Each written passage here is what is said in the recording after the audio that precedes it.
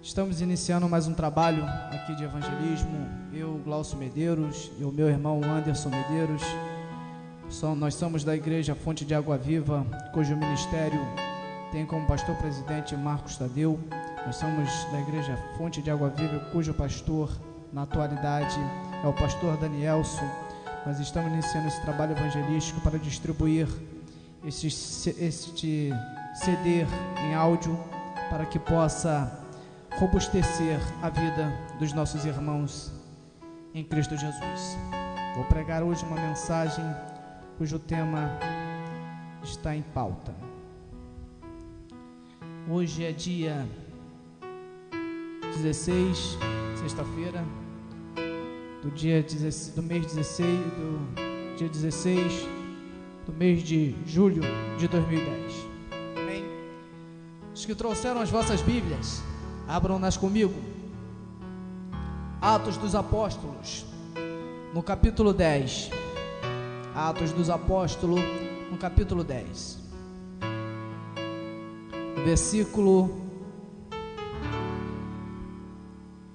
Atos dos Apóstolos, capítulo 9, versículo 10. E havia em Damasco um certo discípulo chamado Ananias, e disse-lhe o Senhor em visão: Ananias. E ele respondeu: Eis-me aqui, Senhor. E disse o Senhor: Levanta-te, vai à rua chamada direita, e pergunta na casa de Judas por um homem de Tarso, chamado Saulo, pois eis que ele está orando. E numa visão ele viu que entrava um homem chamado Ananias, e punha sobre ele a mão para que tornasse a ver. E respondeu Ananias: Senhor, de muito ouvi acerca deste homem, quantos males tem feito aos teus santos em Jerusalém. E aqui tem poder dos principais dos sacerdotes para prender a todos que invoca o teu nome. Disse-lhe, porém, o Senhor: vai, porque este é para mim um vaso escolhido, para levar o meu nome diante dos gentios, dos reis e dos filhos de Israel. Até aqui somente. Os irmãos queiram tomar os vossos assentos, os que não podem, permaneçam de pé comigo. Senhoras e senhores, irmãos e irmãs, nós estamos hoje diante de uma mensagem a qual vai mudar o seu modo de pensar, vai mudar o seu jeito de ser, vai te trazer a uma outra atmosfera, vai te trazer a um outro patamar espiritual, vai te fazer entender que você não veio nesta terra simplesmente por um karma, vai te fazer entender que você não veio nesta terra simplesmente para ser mais um andarilho que veio permear esta face da terra, mas você vai entender que você foi um chamado de Deus, um eleito de Deus. Eu penso que Deus assentado no seu trono, e Isaías teve uma visão deste trono, que Deus está assentado num alto e sublime trono, e também Daniel teve a visão deste trono, que este trono é um trono de fogo, e também Ezequiel teve uma visão deste trono, e ele viu este material deste trono feito de safira, uma pedra azulada, que tem pontos dourados e cintilantes. E eu imagino que Deus, sentado no seu trono, olhando para a face da terra, ele olha e vê o cosmos. Do cosmos ele vê os continentes, dos continentes ele vê os países, e dos países ele vê as cidades, e das cidades ele vê os bairros, dos bairros ele vê os subbairros, e do subbairro ele vê nós aqui esta noite. E eu compreendo que esta visão que ele tem duas visões pelo menos dos terráqueos que permeiam a face da terra. A primeira visão é a visão daqueles que são considerados como nada, são considerados como uma gota que cai de um balde, são considerados aqueles que são trigo queimado. E há uma segunda visão que o Senhor tem, e essa segunda visão é a menina dos teus olhos. Essa segunda visão é aqueles que são ungidos, a menina dos teus olhos consagrado, são geração eleita, sacerdócio real, nação santa, povo escolhido de propriedade peculiar do Senhor, que foram chamados para proclamar a virtude daquele que vos chamou das trevas para a sua maravilhosa luz. Se você acredita nisso, esboça uma reação aí que eu quero ver. Pois bem, eu quero pregar hoje sobre a história do 13º apóstolo. Repita comigo: o 13º apóstolo. Mas para isso eu preciso primeiramente retornar um pouco e fazer assim a introdução da mensagem e trazer o pano de fundo histórico para que todos possam assimilar e compreender o que vou pregar. Nós estamos agora em Atos dos Apóstolos, no capítulo 1. Em Atos dos Apóstolos, no capítulo 1, eu vejo Jesus Cristo num solapé de um monte, dando as últimas instruções para os seus discípulos. E eu vejo Jesus como ele vai filtrando aqueles que o seguem. Dentro daqueles que o seguia, a Bíblia Sagrada diz que uma multidão o seguia. Dentro desta multidão que o seguia, quando ele ressuscitou, ele apareceu para o número de 40 pessoas, 50 pessoas. Dessas 50 pessoas que ele apareceu, ele somente 120 estava no dia de Pentecoste. Desse dia de Pentecoste, ele separou apenas 70 para que fosse e proclamar o seu evangelho. Destes 70, ele separou 12 para que fossem os seus apóstolos originais. Desses 12, ele separou apenas 3 que era mais íntimo dele, Pedro, Tiago e João. Desses mais íntimos, apenas João colocava a sua cabeça no peito de Jesus, e desses, apenas João não sofreu martírio, ou seja, foi aquele que não morreu uma morte martirizada, que não foi assassinado, mas sim que morreu uma morte natural nas graças do Senhor. Eu vejo Jesus dando as últimas instruções no solapé do Monte das Oliveiras. Das outras vezes que Jesus tinha aparecido, ele tinha aparecido do nada. As portas estavam todas fechadas, Jesus apareceu para eles. Da mesma forma que Jesus apareceu para eles, foi a mesma forma que Jesus desapareceu para eles. Eu fico assim pensando, se Jesus aparecia assim do nada, desaparecia assim da mesma forma, eles então ficavam esperando sempre que Jesus ia aparecer uma vez mais, e sempre essa vez que Jesus ia aparecer uma vez mais, eles ficavam então em intensa expectativa, e nessa que eles ficavam em intensa expectativa esperando o Senhor aparecer, eles então não tomavam a iniciativa de pregar o evangelho. Então Jesus percebeu algo, que ele deveria aparecer para eles nesses últimos momentos, e nesse último momento que ele aparecia, ele devia saber que ele tinha que ser assunto aos céus, e quando eles vissem Jesus sendo assunto aos céus, eles iam perceber que não deveriam mais procurar o Senhor Jesus, e entender que eles deveriam ser testemunha, que Jesus tinha sido assunto e tinha sentado-se ao lado do Pai, à destra do Pai. Então Jesus dá essas últimas instruções e fala: ficar em Jerusalém, até que do alto sejam revestidos de poder, e quando vocês forem revestidos de poder, vocês serão minhas testemunhas, tanto na Judeia, Samaria, Galileia e até os confins da terra. Jesus então vai subindo, de repente aparece uma nuvem e oculta diante dos olhos dos seus discípulos. Os seus discípulos estão olhando para os altos céus. Jesus então desaparece. Aparecem então 2 anjos e bate do lado dele e diz assim: varões galileus, por que estão olhando para os altos céus? Da mesma maneira que ele foi, ele vai voltar. Esta é uma esperança que nós temos em nossos corações. Paulo escrevendo a carta aos Tessalonicenses, no capítulo 1, do versículo 5, no versículo 23, ele diz: e o mesmo Deus de paz vos santifique em tudo, em todo o vosso espírito, alma e corpo, sejam guardados irrepreensíveis para a vida do nosso Senhor Jesus Cristo. Então eles recebem esta promessa, Jesus vai, e eles então correm para Jerusalém, a capital espiritual do mundo.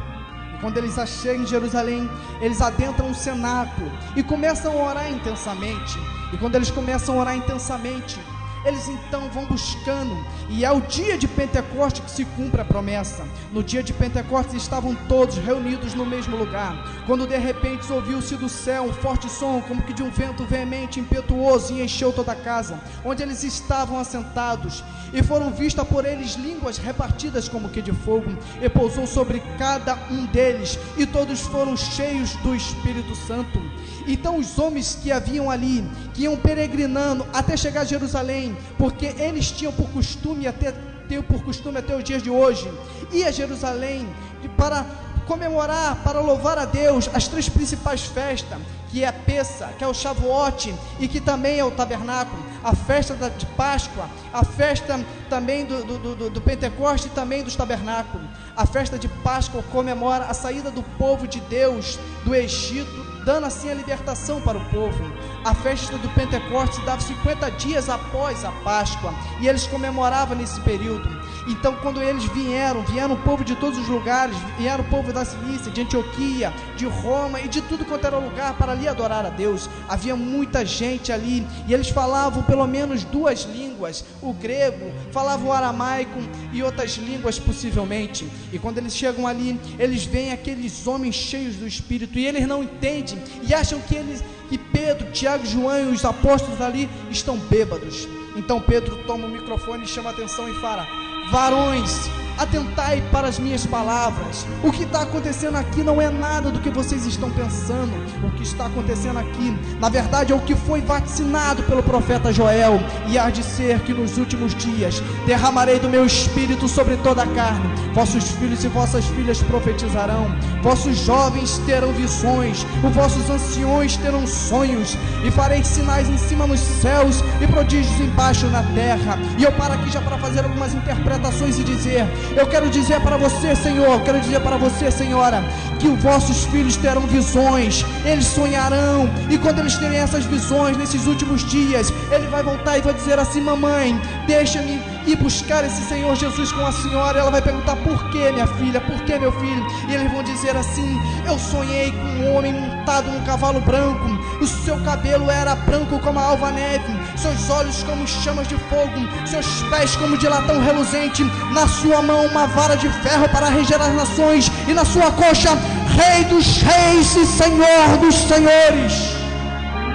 E eles vão retornar, e eu quero profetizar que nos últimos dias Deus vai derramar uma unção e vai levantar os pregadores da 1/10 hora, da última hora, e as pessoas vão ficar de boca aberta e os sinais vão voltar a acontecer, porque eu creio, e ninguém tira isso da minha cabeça, que nesses últimos dias o Senhor não vai perder para as novelas, o Senhor não vai perder para o mundo, o Senhor não vai perder para o diabo, o anticristo, o Satanás. Nesses últimos dias ele vai levantar uma geração que vai arrebentar com a cara do diabo. Mas deixa eu continuar a mensagem um pouco mais. E aqueles que estavam ali ouviram a mensagem, e somente num sermão de Pedro, quase 3.000 almas se rendem aos pés de Jesus Cristo. Depois desse sermão, eu vejo Pedro novamente com João adentrando ao templo. Havia ali um homem na porta chamada Formosa, que vivia coxo desde o seu ventre, pedindo esmola e coisas mais. Então está adentrando e subindo ao templo, Pedro e João. Então aquele homem estende a mão e pede alguma esmola. Pedro, uma vez mais, olha para aquele homem e diz: homem, olhe para nós. Nós não temos prata, mas nós temos graça. Por isso, em nome de Jesus, levanta e anda. Aquele homem se coloca de pé, entra com eles no templo e começa a adorar. E os homens que estavam ali ficaram embasbacados, estupefatos e de boca aberta. Eles então ficaram olhando para Pedro e também para João, como se eles tivessem feito alguma coisa pela própria virtude deles. Pedro mais uma vez toma o microfone em sua mão e diz assim: varões, atentais para mais uma vez as minhas palavras. O que está acontecendo aqui, na verdade, foi por intermédio do Senhor Jesus Cristo, a qual mataram e crucificaram. Este Deus levantou e fez dele Senhor e Cristo ungido. Este segundo sermão, quase 5.000 almas se renderam aos pés de Jesus. Agora tu entenda algo. Começou com um número de aproximadamente 120. No primeiro sermão, quase 3.000. Aí já não era mais 120, agora já era quase 3.120. No segundo sermão, já não era mais quase 3.120, agora já era um número de quase 8.120 crentes, apenas em 2 sermãos. O que acontece na sequência?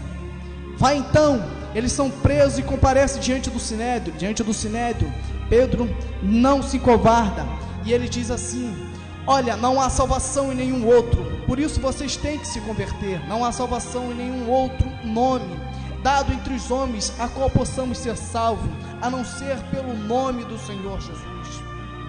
Eles então são libertos, e eu vejo, quando eles ganharam praticamente toda Jerusalém, parece que eles se esqueceram das palavras do nosso mestre, que tinha que ir agora para a Judeia, e que também tinha que ir para também Samaria e ganhar até os confins da terra. Mas eles não entenderam e não assimilaram a palavra do mestre. Então Deus permitiu então vir uma grande perseguição sobre eles, e eles então foram dispersos, exceto os apóstolos, mas os discípulos foram todos dispersos. E quando eles foram dispersos, Felipe desceu então até Samaria e ganhou Samaria para Cristo Jesus. E Samaria, que outrora foi evangelizada por aquela mulher do poço de Jacó, uma das histórias mais lindas que eu conheço. Aquela mulher que outrora tinha 5 maridos e o que ela estava não era dela. Aquela mulher largou o cântaro e foi evangelizar toda a cidade e ganhou aquela cidade para Cristo Jesus. Mas aquela cidade se deixou envolver pelas coisas do mundo e voltou novamente a praticar as coisas humanas. Então Felipe teve que descer lá para ganhar aquele samaritano mais uma vez. E desce então Pedro e João lá para orar por eles e o Espírito Santo descer sobre eles. Quando esse Espírito Santo desce sobre eles, eles novamente retornam a Jerusalém. Eles não queriam fazer o ide de Jesus, queriam permanecer somente naquele cubículo, queriam viver confinados ali, somente para os judeus. Então nesta grande perseguição se levanta, então Estevão é o primeiro mártir do cristianismo, e ele está sendo apedrejado, e ele está sendo arrastado para fora da cidade, e quando estão apedrejando ele, seu joelho crava-se no chão, ele olha para os altos céus, mas quando ele olha para os altos céus, ele não vê os céus de nuvem, ele não vê os céus dos planetas, e nem vê os céus dos astros. O que ele vê é os céus dos céus. Ele diz: eis que vejo os céus abertos, e o Filho do Homem à destra do Pai, em pé, e o recebe pessoalmente. Esta mensagem, o que acontece, está ali o projeto do 13º apóstolo, Saulo de Tarso, está ali com a indumentária, com a roupa daqueles que estavam apedrejando Estevão, o primeiro mártir. E o que acontece na sequência? Saulo de Tarso pega cartas com os magistrados e vai então até Damasco para trazer arrastados crentes. Podia ser criança, podia ser velho, podia ser mulheres gestantes, podia ser o que for. Ele queria trazer arrastado aqueles lá. Possivelmente ele monta a cavalo e vai com uma grande companhia para atacar os crentes em Damasco. E quando Deus olha dos altos céus, ele diz: nada disso, vou mudar a história deste homem, nada disso, isto é um instrumento nas minhas mãos, este é aquele que eu vou levantar e vou fazer um dos maiores apóstolos a qual o mundo já vira. Vai ele então se dirigindo a Damasco, e quando ele chega próximo a Damasco, com os trotes dos cavalos batendo no chão, agressivamente, a poeira se levantando e todos já tremendo, sabendo da notícia que Saulo de Tarso estava se aproximando para prender eles. E quando de repente vem-se uma forte luz e joga Saulo de Tarso em terra. E eu posso aqui fazer uma analogia e fazer uma exegese bíblica sem ferir a exegese bíblica. Eu penso, na minha concepção, que no momento em que aquele clarão veio diante de Saulo de Tarso, ele não viu nada mais, nada menos que o rosto de Cristo Jesus.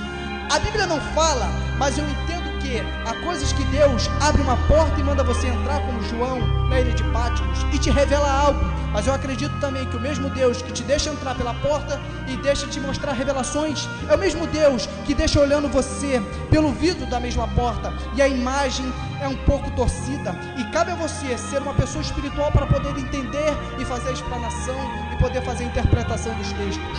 Eu acredito que neste momento ele viu o rosto de Jesus, como também João viu na ilha de Patmos, e quando ele viu a figura do Cristo ressuscitado, ele caiu no chão como que morto. Saulo de Tarso, quando viu o rosto de Jesus brilhando como o sol, na sua força ao meio-dia, ele não resistiu e caiu no chão, caiu por terra e ficou cego por aquele período. E eu aqui paro para dizer que é a Deus quem abate, é Deus que exalta. E Ana, fazendo uma oração, ela disse: é Deus que empobrece, é Deus que enriquece, é Deus que abate, é Deus que exalta, é Ele que levanta o pobre do pó, e desde o monturo exalta o necessitado, para fazer assentar entre os príncipes da terra. Agora atente, Saulo de Tarso cai, e ele diz assim: Saulo, Saulo, por que é que me persegue? Ele diz: quem és tu, Senhor? Eu sou Jesus a quem tu persegues. Dura coisa é para ti recalcitrares contra o meu aguilhão. Ele diz assim: Senhor, o que eu devo fazer? E o Senhor diz: entra na cidade e lá te mostrareis o que deve fazer. E aqui nasce a história do 13º apóstolo. Repita comigo: e aqui nasce a história do 13º apóstolo. Ele entra na cidade, a voz de Cristo Jesus adentra numa casa humilde e ecoa pelos quadrantes daquela casa e chega até o ouvido de um discípulo chamado Ananias, e o Senhor fala assim: levanta, Ananias, vai à rua chamada direita, na rua chamada direita, na casa de um homem chamado Judas, e procura por um homem chamado Saulo de Tarso. E Ananias então olha para o Senhor e fala: Senhor, ele não pode, ele é isso, aquilo e aquilo outro. O Senhor olha para ele e fala: Ananias, ele é tudo isso aí para você, para mim ele é um vaso escolhido, vai ungí-lo aí agora. Meu Deus, esta é a história do 13º apóstolo. E eu quero aqui dizer, os homens, eu acho interessante, por isso que eu amo Deus. O homem olha para o seu passado, só lembra do seu passado, esquece o seu presente e não sabe nada do seu futuro, diferentemente de Deus, que esquece o seu passado, transforma o seu presente e te prepara um futuro de glória. Anderson, segura aí, garoto, segura aí. Toda vez que o diabo vier falar para você que você foi isso, aquilo e aquilo outro, fala assim: diabo, não adianta você apontar para o meu passado, porque eu sei qual é o seu futuro. E quando ele perguntar qual é o futuro dele, tu aponta para a ponta dos seus pés e fala assim: em breve o Deus de paz esmagará Satanás embaixo da planta dos vossos pés. Essa é a história do 13º apóstolo.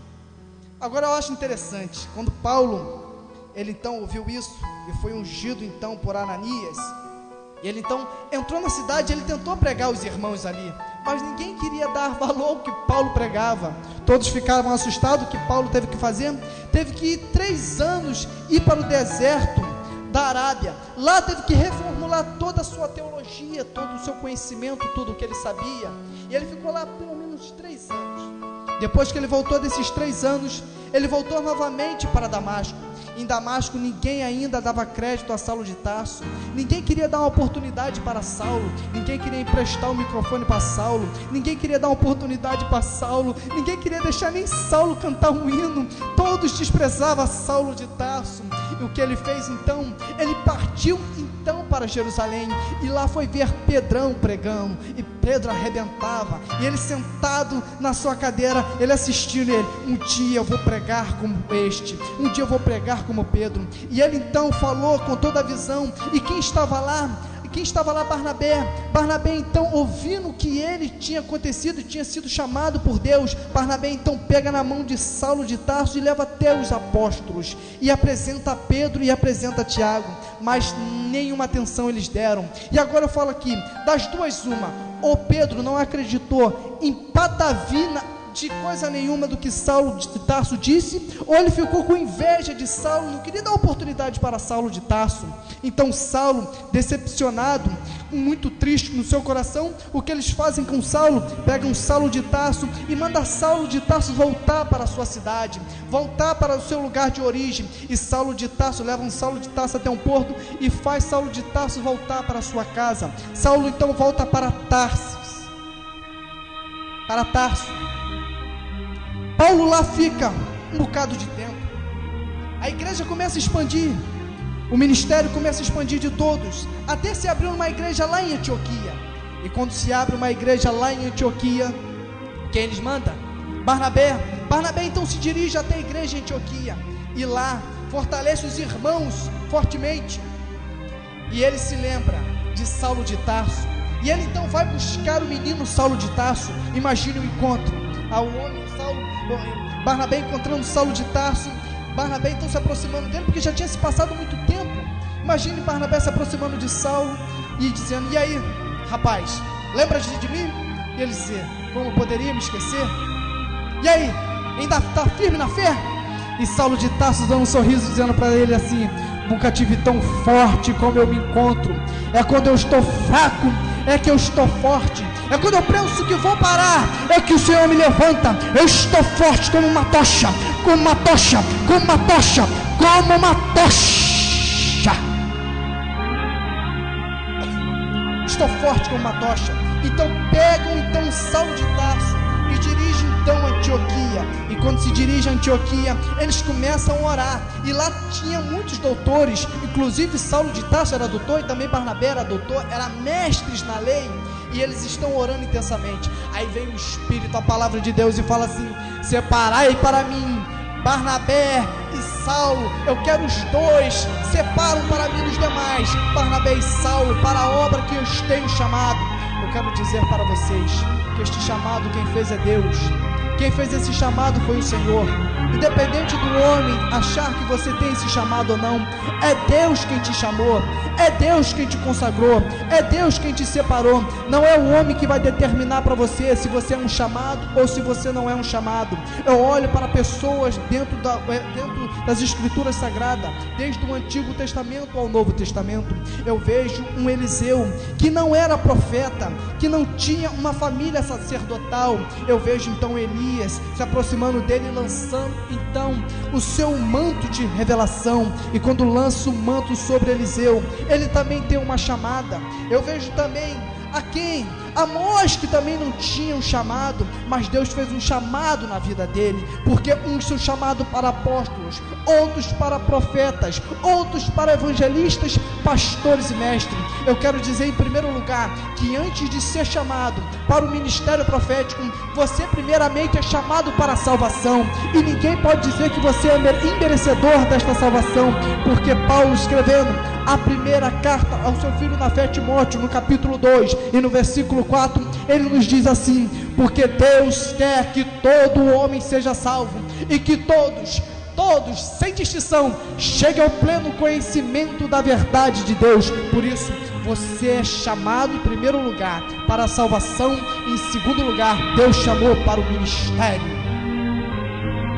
E quando eles recebem este ministério, eles então saem, então vão para a primeira viagem missionária. Diga comigo, a primeira viagem missionária.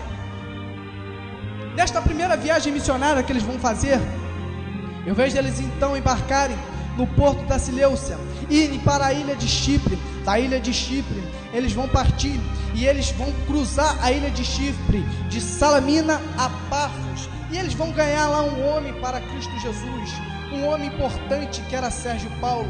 Este Sérgio Paulo que ele ganha, ele então parte para outros lugares e vai até Antioquia. De Antioquia parte para outras regiões e chega até Listra. E quando chega em Listra, ele, Saulo e Barnabé, que agora Paulo passa a ser chamado de Paulo e não mais Saulo, chega então a ver um homem aleijado, e ele então na palavra profética manda aquele homem levantar, e aquele homem se levanta e se coloca de pé. Então os que estavam ali começam a falar em língua licaônica, dizendo assim: os deuses se fizeram homens e desceram até nós, e chamaram Barnabé de Júpiter, e a Saulo e a Paulo de Mercúrio, duas divindades pagãs. Então Paulo de Tarso pula diante deles e fala assim: senhores, não façam isso, nós somos homens que nem vocês, nós somos homens como vocês, e nós somos também fadados a todo tipo de fracasso e todo tipo de paixão. Nós viemos aqui para que vocês se convertam exatamente disso. Aí o que acontece? Alguns judeus invejosos fazem a cabeça daquele povo e eles apedrejam Paulo quase que à morte, ao ponto de Paulo falar assim, ao ponto de Paulo ficar com sequelas, ao ponto de Paulo falar para uma das igrejas, a igreja de Gálatas: eu sei que se vocês pudessem, vocês arrancariam os próprios olhos e me dariam. Sequelas daquele apedrejamento que Saulo ficou. Aí eles partem, voltam pelos seus caminhos, voltando, fazendo o mesmo itinerário, e chega a Antioquia. Em Antioquia surge uma grande confusão sobre a lei mosaica, e eles então vão até Jerusalém para o primeiro concílio, e lá, antes, vão discutir as situações. E Paulo de Tarso, agora, não mais aquele esquecido, não mais aquele humilhado, não mais aquele colocado como segundo plano. E Saulo de Tarso chega diante deles, e quando chega diante deles, eles têm que reconhecer agora que Saulo de Tarso tem chamado, tem que reconhecer que Paulo foi chamado. E Pedro, Tiago e João dá a destra da comunhão para ele e reconhece o seu chamado.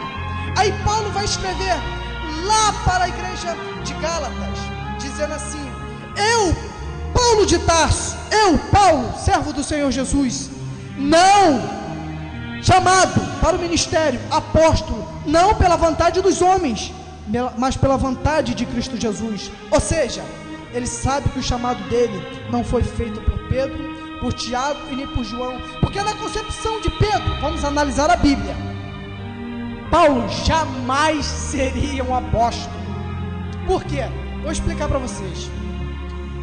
Na concepção de Pedro, em Atos dos Apóstolos, no capítulo 1, quando se estava lançando sorte para aquele Matias entrar no lugar de Judas, havia então algumas condicionais. E qual eram essas condicionais? A primeira condicional era ter andado com Cristo Jesus. Paulo já estava fora aí. Segunda condicional, ter ouvido Jesus falar ali com eles. Paulo também já estava fora aí, porque Paulo não estava nesta época. Terceira condicional, deveria ter visto Jesus morrer e ter ressuscitado, ter sido assunto aos céus. Paulo também não viu nada disso. Ou seja, na concepção de Pedro, Paulo de Tarso jamais seria um apóstolo. Na concepção dos homens, vocês jamais seriam o que são. Eu jamais seria um pregador. Meu irmão jamais seria um músico. Na concepção dos homens, todos nós estaríamos fora. Mas graças a Deus, que Deus chama aquilo que não é para confundir aquilo que é. Pega aquilo que não é para confundir o que é. Pega as coisas loucas para confundir as sábias deste mundo. Mas vamos adentrar um pouco mais. Depois deste concílio, agora que vai entrar o melhor da mensagem. Depois desse concílio, Paulo vai escrever muitas cartas. Paulo agora não era mais o esquecido.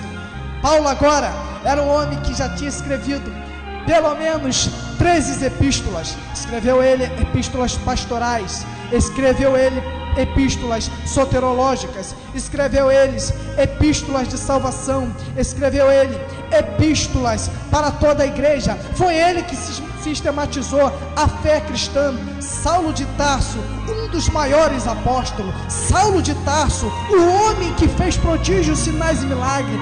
Saulo de Tarso, o homem que fez o aleijado andar. Saulo de Tarso, o 13º apóstolo. Nessa viagem missionária, segunda viagem missionária que Saulo vai fazer, eu vejo Saulo de Tarso indo por muitos caminhos. E destes muitos caminhos, eu vejo Saulo de Tarso descendo então até a Grécia, terra de Aristóteles, de Platão, de Sócrates, terra dos filósofos, terra dos sábios, terra das imagens, terra dos grandes da terra. E eu vejo Saulo de Tarso chegando lá para falar com os filósofos, os epicureus, os entendidos da época. E eu vejo Saulo de Tarso falando da ressurreição, aquilo que posteriormente ele ia escrever à igreja de Corinto, no capítulo 15 e no versículo 51 da primeira carta. E ele dizendo, imagine, senhoras e senhores, ele falando da ressurreição e dizendo assim: na verdade, nem todos dormiremos, eis que eu vos digo um mistério, nem todos dormiremos, mas todos seremos transformados no momento, no abrir e fechar de olhos, ante a última trombeta, pois a trombeta soará, e os mortos ressuscitarão primeiro, e nós, os que tivermos vivos, seremos transformados, porque convém que isto que é mortal se revista da imortalidade, e isto que é corruptível se revista da incorruptibilidade. Quando isto que é mortal se revestir da imortalidade, isto que é corruptível se revestir da incorruptibilidade, então cumprir-se-á a palavra que está escrita: tragada foi a morte na vitória. Onde está, ó morte, o seu aguilhão? Onde está o inferno, a sua vitória? O aguilhão da morte é o pecado, a força do pecado é a lei, mas graças a Deus que nos dá a vitória pelo Senhor Jesus Cristo. É o que ele vai escrever aos Tessalonicenses na primeira carta, no capítulo 4, no versículo 16 e no versículo 17, dizendo assim: e o mesmo Senhor descerá dos céus com alarido e com voz de arcanjo e com trombeta de Deus, e os que morreram em Cristo ressuscitarão primeiro, e os que tivermos vivos seremos transformados, e encontraremos com o Senhor nos ares e estaremos para sempre com o Senhor. Era isso que Saulo de Tarso estava pregando aos epicureus, aos filósofos, aos entendidos.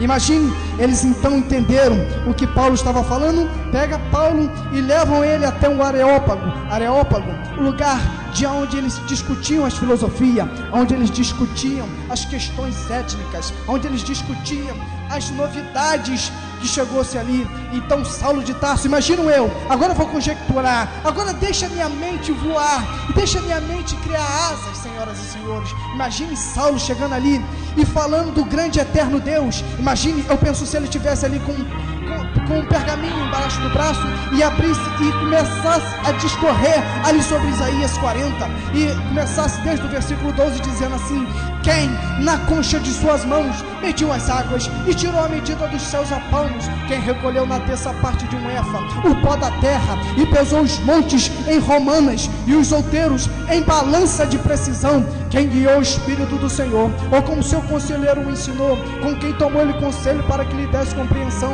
e lhe instruísse na vereda do juízo e lhe ensinasse sabedoria. Eis que as nações são consideradas por ele como uma gota que cai de um balde, como um grão de pó na balança. As ilhas são como pó fino que se levanta. Nem todo o Líbano basta para queimar, nem os animais para um holocausto. Todas as nações são perante ele como coisa que nada é. Ele os considera menos do que nada, como um vácuo. Com quem comparareis a Deus para que ele seja igual, diz o santo? Olhe, o artifício funde uma imagem, e ourives a cobre de ouro, e cadeias de prata forja para ela. O sacerdote idólatra, que não tem muito dinheiro, busca uma madeira que não apodrece, e busca um artifício perito para sentar uma imagem esculpida que não oscile. Acaso não sabeis? Porventura não ouviste? Ou não atentaste para os fundamentos da terra? Ele é o que está assentado sobre a redondeza da terra, cujos moradores são como gafanhoto. É ele quem estende os céus como cortina e desenrola como tenda para neles habitar. Com quem comparareis a Deus? É ele quem reduz a nada os príncipes e torna inutilidade os juízes. Mal foram plantados, mal foram semeados, mal se arregou na terra o seu tronco, e uma tempestade, quando passa sobre ele, os leva como palha seca. Levantai os altos olhos e vede quem criou estas coisas, aquele que faz sair em marcha o seu exército de estrelas, todas bem contadas, as quais ele chama cada uma pelo seu nome, por ser ele grande em força e forte em poder, nenhuma só sequer venha a faltar. Ora, pois dizes, ó Jacó, e falas, ó Israel, o meu caminho está encoberto, ó meu Deus, e o meu direito passa desapercebido, ó meu Senhor. Ora, pois dizes, atentaste que o Criador dos confins da terra, ele não se cansa, nem se afadiga, nem se pode esquadrinhar o seu entendimento. Ele faz forte ao cansado e multiplica as forças ao que não tem nenhum vigor. Os jovens se cansam, os mancebos de exausto caem, mas os que esperam no Senhor renovarão as suas forças, voarão com asas como que de águia, correrão e não se cansarão, caminharão e não se afadigarão.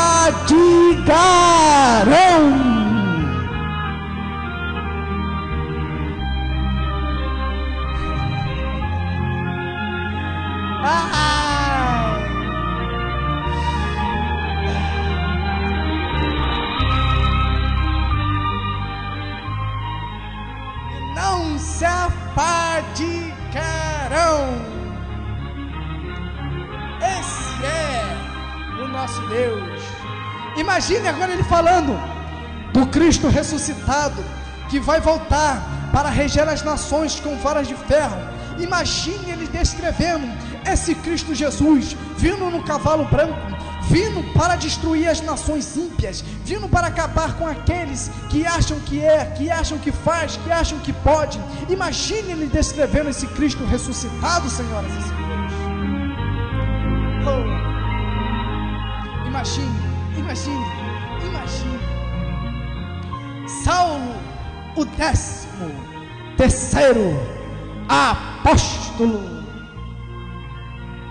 Saulo de Tarso, ele fez tudo isso, fez a terceira viagem missionária, e quando ele fez a terceira viagem missionária, prenderam ele foi a Jerusalém, e ele não foi assistido pelos seus, e ele foi preso, e Paulo de Tarso morreu no império